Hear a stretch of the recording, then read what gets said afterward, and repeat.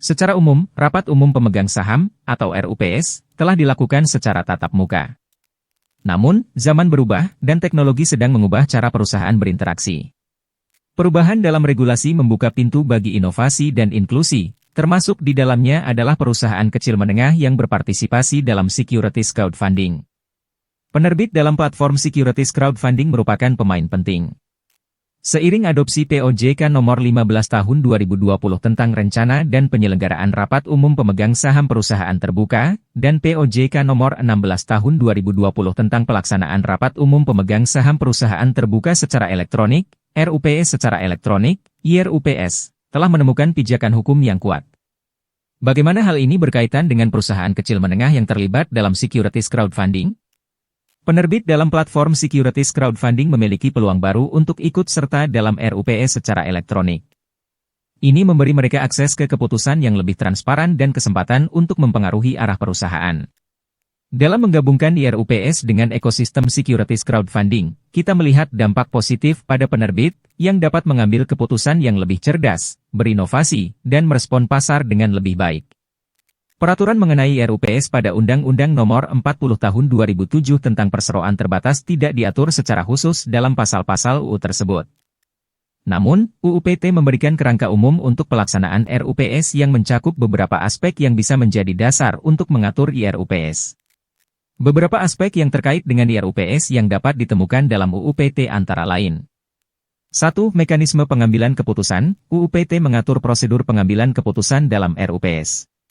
Dalam IRUPS, mekanisme ini akan diterapkan secara elektronik, termasuk cara pemungutan suara elektronik. 2. Keterbukaan informasi. UU PT menekankan keterbukaan informasi kepada para pemegang saham. Dalam IRUPS, penyediaan informasi yang relevan juga harus dijamin secara elektronik. 3. Quorum. UU PT memuat ketentuan mengenai quorum, yaitu jumlah hadir minimal yang diperlukan agar RUPS dapat berlangsung. Dalam IRUPS, ketentuan ini masih relevan dan harus dipastikan dalam lingkungan elektronik. 4. Keabsahan keputusan. UU PT mengatur keabsahan keputusan yang diambil dalam RUPS. Dalam IRUPS, penting untuk memastikan bahwa proses elektronik tersebut menjaga keabsahan dan keamanan keputusan yang diambil.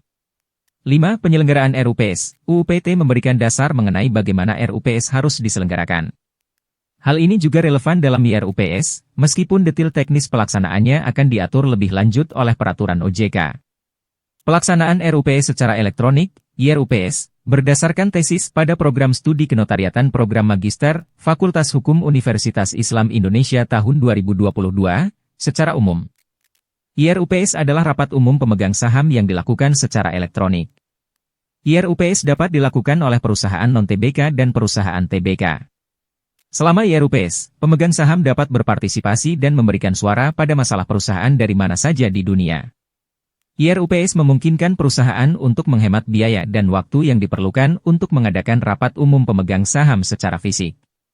Dalam keseluruhan, IRUPS memiliki banyak keuntungan yang signifikan, terutama dalam hal efisiensi waktu dan biaya, aksesibilitas, keamanan dan kesehatan. Namun, IRUPS juga memiliki tantangan yang perlu diatasi, seperti keterbatasan teknologi, keamanan data, keterbatasan interaksi, dan tantangan hukum. Terima kasih telah menonton.